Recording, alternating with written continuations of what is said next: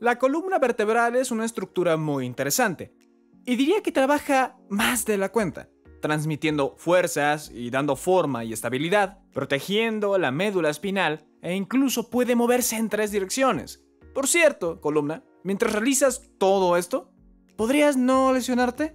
Por favor. Puede que esto suene un poco sarcástico. Con todo lo que le pedimos que haga por nosotros, no es ninguna sorpresa que casi todo el mundo sufra dolores de espalda por lo menos una vez.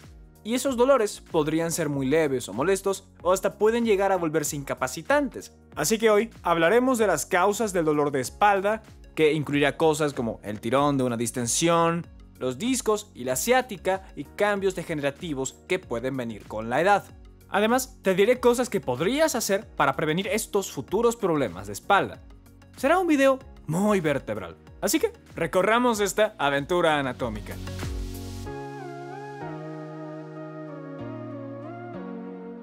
Empecemos con la anatomía de nuestra columna porque nos ayudará a entender los variados dolores de espalda. La espina, también llamada columna vertebral, está compuesta por 33 huesitos que son las vértebras. Y estas se pueden dividir en 5 partes. Si vamos desde arriba o del tope, está la región cervical o cuello, que está hecha de 7 vértebras. Sigue la región del tórax, que son el pecho y las costillas, que tienen 12 vértebras. Y la región lumbar, hecha de 5 vértebras, y la región sacra, que de hecho solía ser 5 de estos huesos o vértebras, que cuando se llega a la adultez se fusionan para formar lo que llamamos el sacro. Y finalmente la región coxígea, que para muchos empiezan con 3 hasta llegar a 5 huesos, o suelen ser 4, pero también se fusionan en nuestra adultez en un mismo hueso que será el coxis o rabadilla. La columna está rodeada de muchos músculos que están entrelazados con ella y se mueven, como un grupo muscular llamado erector espinal, que te muestro ahora. Y claro, los famosos discos intervertebrales, que los suelen llamar solo discos. Están entre las vértebras, actúan como bolsas que absorben la fuerza al impactar y puedes observar uno artificial aquí en Jorgito. Además del nervio importante que está aquí que veremos en un rato. Pero también veremos los discos de verdad en el corte sagital aquí, aquí, aquí y por toda la espina. Ahora que ya hablamos de todo lo que es la anatomía espinal, podemos hablar de los dolores. Tal vez algo está mal con tus huesos, músculos, ligamentos, discos e incluso nervios. Y aunque es raro, pero ha pasado, estos dolores pueden ser una alerta muy importante que nos puede llevar directo a un cáncer, una infección o un dolor en un órgano. Pero hoy nos enfocaremos en lo más común y no letal sobre los dolores de espalda. Y recuerda, nuestra edad, obesidad, fumar o una vida sedentaria sube el riesgo de sufrirlos. Hablemos del primer tipo de dolor.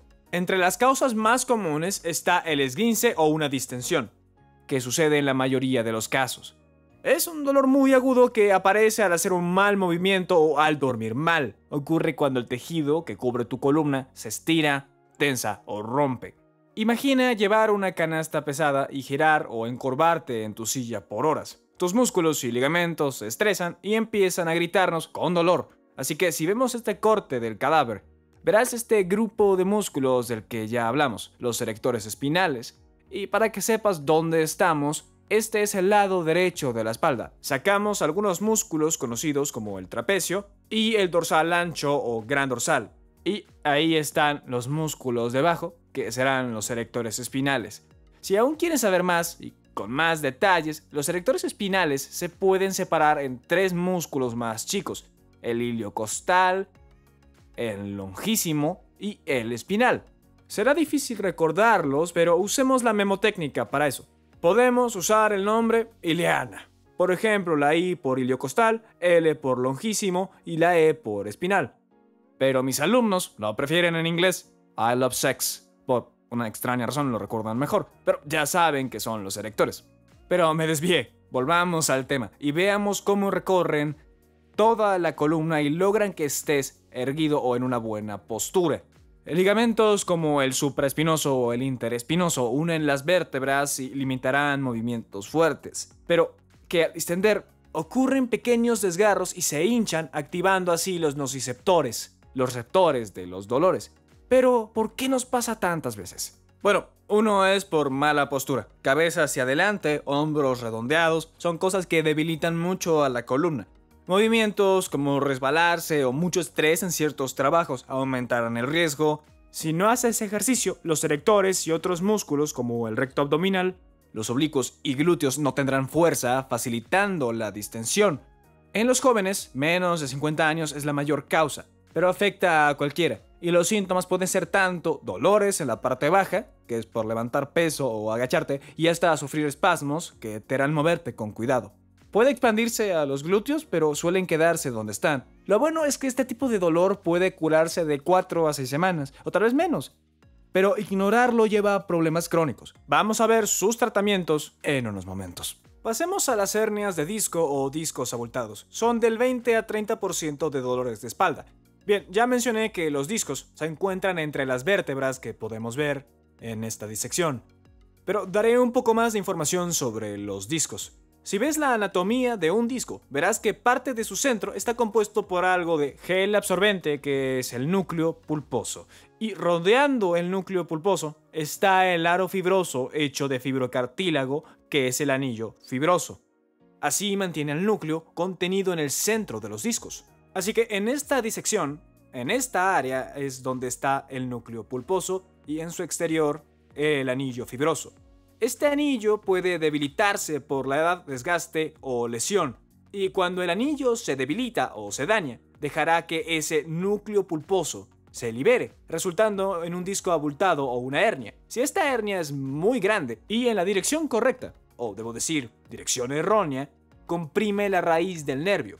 Y aquí es donde inicia el doble problema. El disco no es el único que está dañado en sí, lo que genera dolor, sino que ahora tienes el dolor del nervio que está siendo comprimido.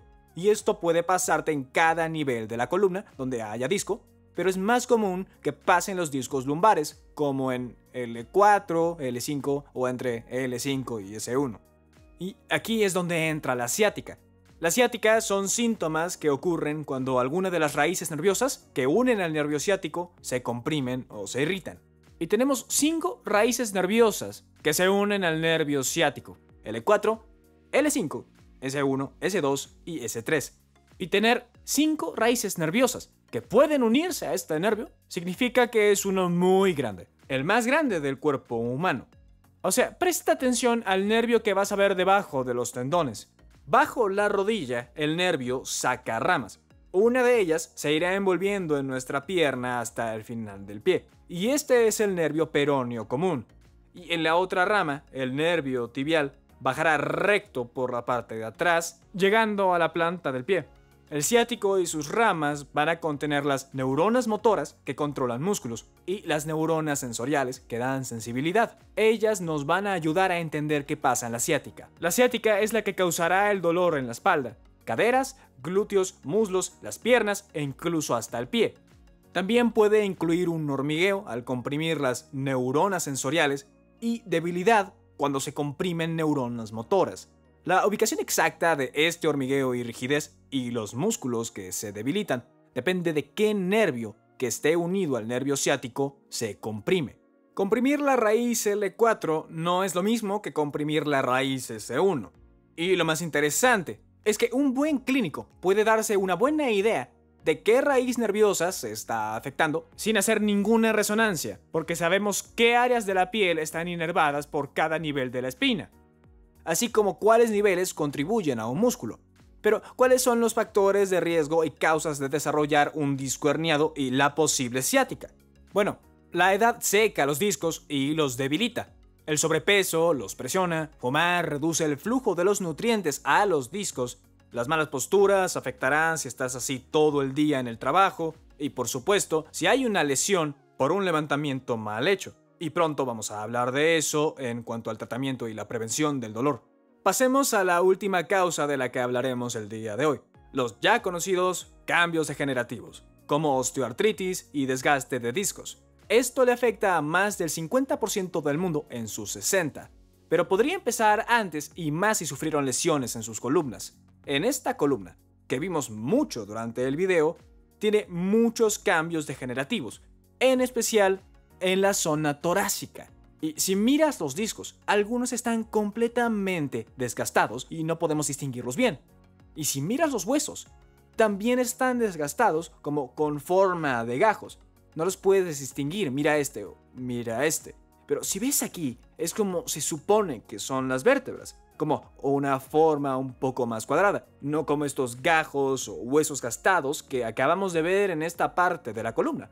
Ahora, parte de esto es causa de que este cuerpo tuvo osteoporosis. Disminuyó su estatura que le causó cifosis, que es una gran joroba. También puedes tener osteoartritis, entre estas pequeñas articulaciones y las vértebras, que son articulaciones facetarias. Lo que ocurre es que en ellas el cartílago se gasta y causa dolor. Bueno, algunas de estas degeneraciones aparecen cuando envejecemos junto con condiciones que lo potencian, como la osteoporosis. Pero, ¿existe algo que lo ralentice, prevenga o trate todos estos cambios? Además de prevenir esos dolores de los que hablamos antes, de los músculos y discos. Bueno, claro que sí.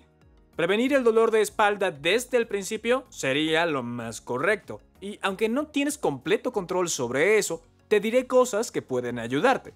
Estar en peso ideal pone menos presión y desgasta menos la espina.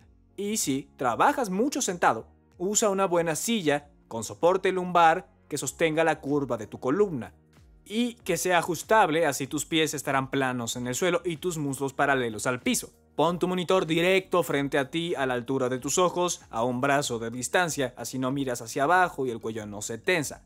Y lo ideal sería un escritorio ajustable, que permita que estés parado por momentos del día. Tendrás lo mejor de ambos mundos en esa situación.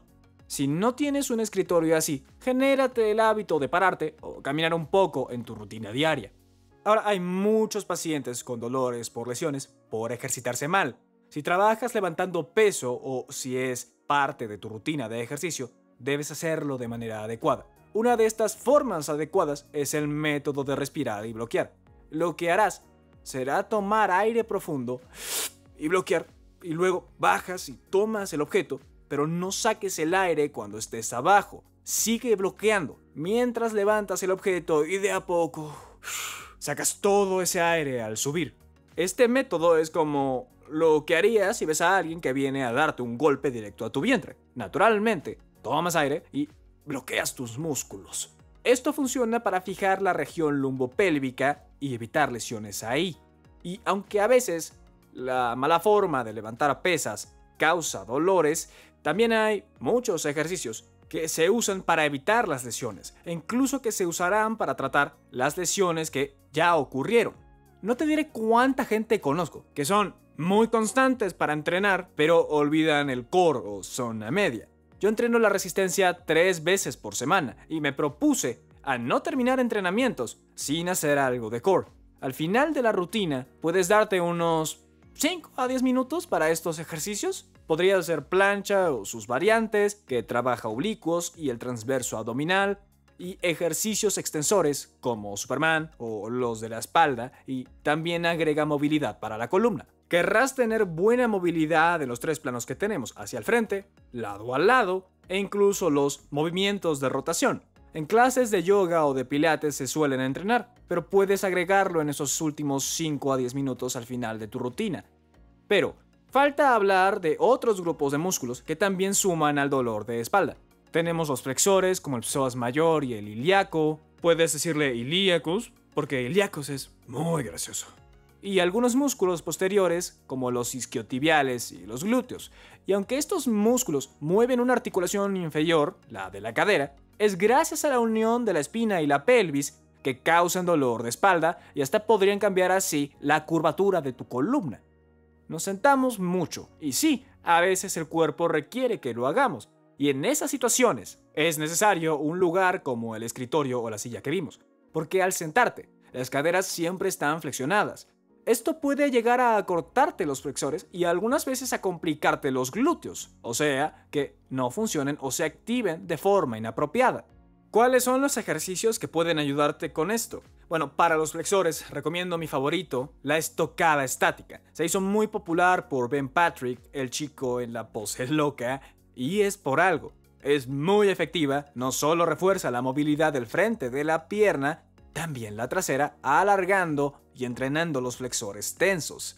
Vas a ver si tienes poca movilidad, como yo, que podrás elevar la pierna delantera y al mejorar tu movilidad serás capaz de bajarla. Además, agrega resistencia para ganar fuerza.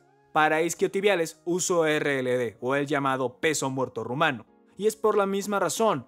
Lo irás fortaleciendo al extenderlos. Pero no tienes que alzar mucho peso para que te sirva el peso muerto. Claro que mientras lo hagas de forma adecuada, puedes poner más carga en la barra, pero aún con poco peso te dará beneficios y entrenarás los extensores de la espalda. Por último, para que los glúteos se activen correctamente, el empuje de cadera o el puentes de hombro activarán estos músculos y los fortalecerán. Ahora no creo que puedas hacer tantos ejercicios en esos 5 a 10 minutos que hablamos para poder ejercitar el core, así que lo mejor sería incorporarlos a los ejercicios de resistencia de tu parte inferior, al menos unas 2 por semana. Bueno, ojalá que puedas empezar con estos ejercicios y que hayas aprendido mucho sobre los dolores de espalda y de columna. Gracias por ver y apoyar el canal y te veo en otro video.